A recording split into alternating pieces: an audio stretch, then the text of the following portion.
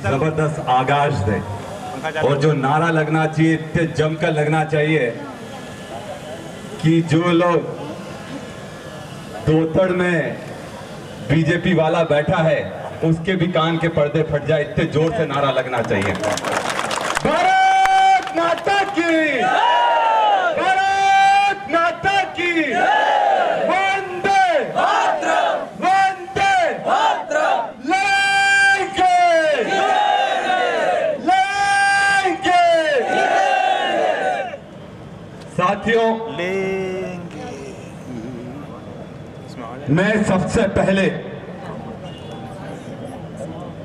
अपने पूर्वजों को प्रणाम करना चाहूंगा, क्योंकि अगर हमारे पूर्वज नहीं होते तो जो संघर्ष उन्होंने करा है, जो बलिदान उन्होंने दिया है, आज शायद हम लोग मंच पर खड़े होकर भाषण नहीं दे रहे होते।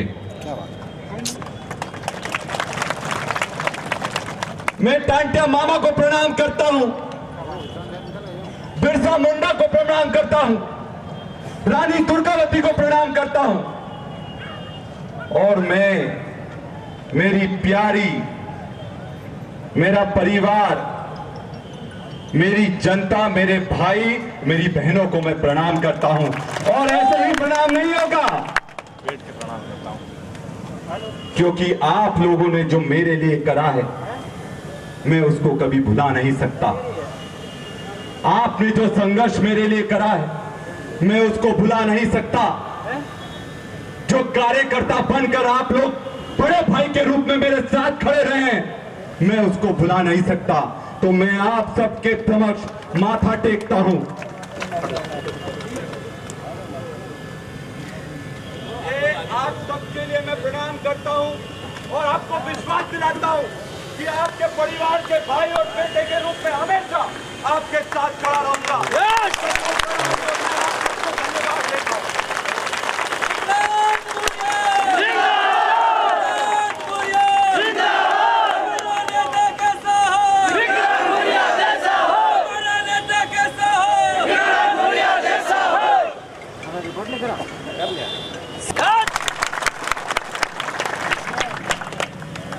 और मेरा उद्देश्य नहीं है कि किसी को झुकाऊं। हमारे बीच में मेरे बड़े भाई दिल्ली से यहाँ पर आए, अच्छा बना रहे, और वो कोई ऐसे वैसे व्यक्ति नहीं है, राहुल गांधी के दाहिना हाथ है और oxygen man of India V Srinivas ji है, जिन्होंने अपना पूरा समय लोगों की सेवा में समर्पित कर दिया। जब लोग घर से बाहर नहीं निकल रहे थे तब ये वी श्रीनिवास थे जिन्होंने पूरी यूथ कांग्रेस को लोगों की सेवा के लिए झोंक दिया। खुद कंधे पर उठाकर ऑक्सीजन सिलेंडर ये ले गए, खुद अपने हाथ से दवाइयां बांटी, और पुलिस ने इनको भी नहीं छोड़ा, इन पर भी जांच बिठाई। पर वो कहावत है ना, जिसके साथ भगवान है उसका कोई कुछ नहीं बिगाड़ सकता। इनके ऊपर भगवान का आशीर्वाद है, मां का आशीर्वाद है। हमारे बीच में उपस्थित हमारे आदिवासियों के मसैया, पूर्व केंद्र मंत्री, मेरे परम आदरणीय परम पूज्य पिताजी आदरणीय कांतिलाल भूरिया जी भी हमारे बीच में उपस्थित हुए हैं। कांतिलाल भूरिया जी एक ऐसा नाम है, आप मध्य प्रदेश ही नहीं पूरे देश में कहीं भी चले जाओ तो सब कांतिलाल भूरिया को जानते हैं।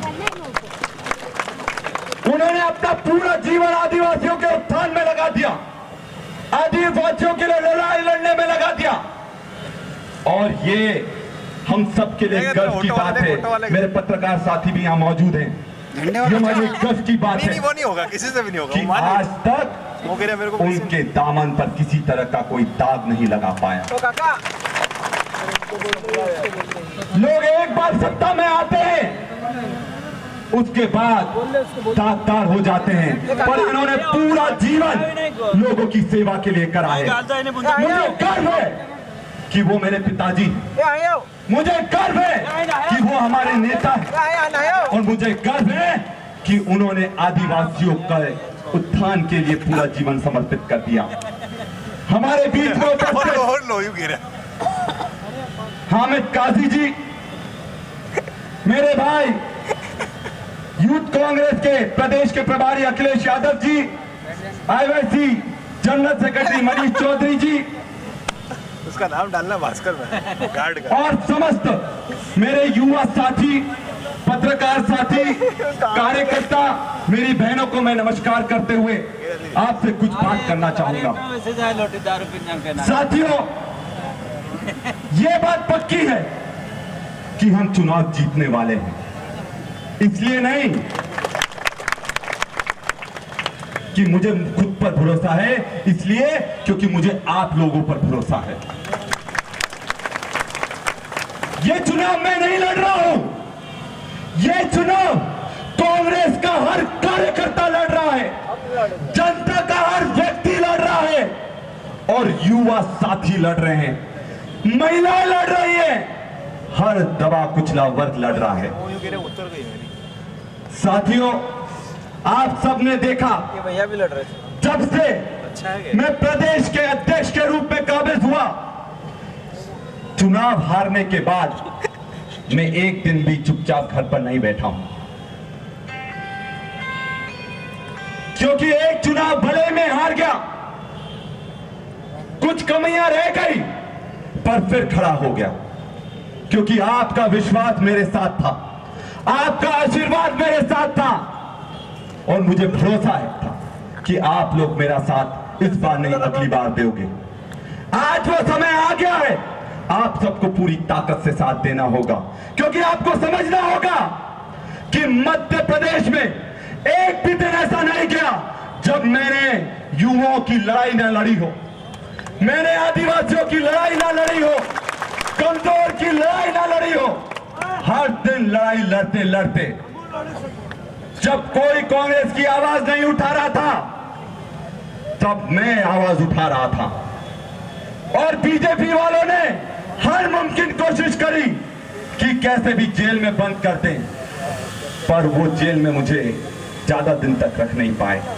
आप सबने देखा कि किस तरह से भोपाल से 100 पुलिस वालों को भेजा गया गिरफ्तार करने के लिए। आपने देखा कि नहीं देखा? देखा कि नहीं देखा? आज तक मध्य प्रदेश में कभी भोपाल से पुलिस नहीं आई कि गिरफ्तार कर ले, किसी नेता को गिरफ्तार कर ले, पर आपके भाई का इतना जलजला था कि भोपाल से पुलिस आई और गिरफ्तार तो कर ले गई, पर जैसे ही भोपाल पहुंचे उनको रिहा करना पड़ा, क्योंकि उनको मालूम था कि आपकी ताकत उनके साथ है। और यह सत्य बात है कि जब मैं कोर्ट में गया तो बिना वकील के गया। मैंने बोला आज अगर जेल में डालते हो तो डाल दो, क्योंकि हम कांग्रेस ही हैं। पूरा जीवन जेलों में काटा, तभी जाकर ये देश को आजादी मिल पाई है। ये कांग्रेस की ताकत है। मेरे लाठियां खाई, किसके लिए खाई? खुद के लिए नहीं खाई, युवाओं के लिए, आदिवासियों के लिए, जनता के लिए खाई। मैं जेल गया, खुद के लिए नहीं गया, आप लोगों के लिए और जनता के लिए जेल गया। मैंने हर कष्ट सहन करा, लड़ाई लड़ी।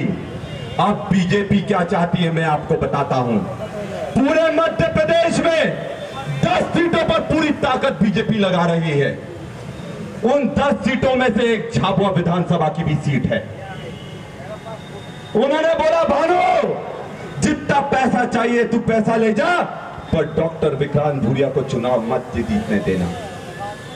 बीजेपी ने पूरी ताकत लगा दी, पैसा जबरदस्त खर्च कर रहे हैं, पर मुझे विश्वास है कि आप लोगों की ताकत मेरे साथ है और ये बीजेपी हमारा बाल भी बाका नहीं कर सकती, कुछ नहीं उगा सकती।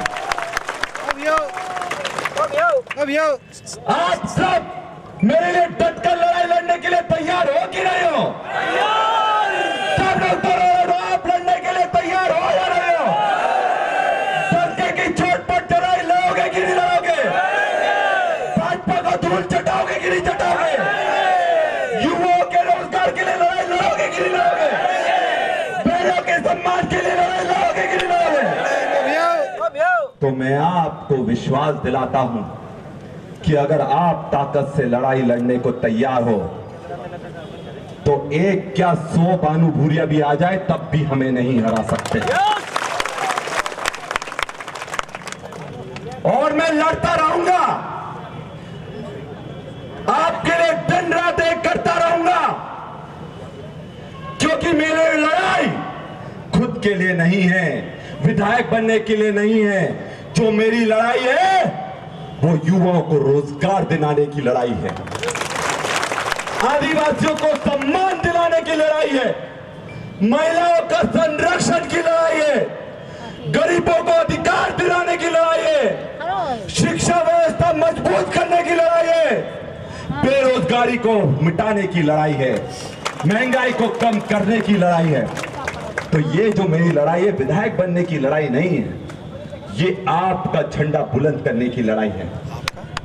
और जैसा कि मैंने कहा है कि भानु भूरिया कितनी भी गुंडागर्दी कर ले, कितना भी पैसा खर्च कर दे, पर एक बात वो भूल गया।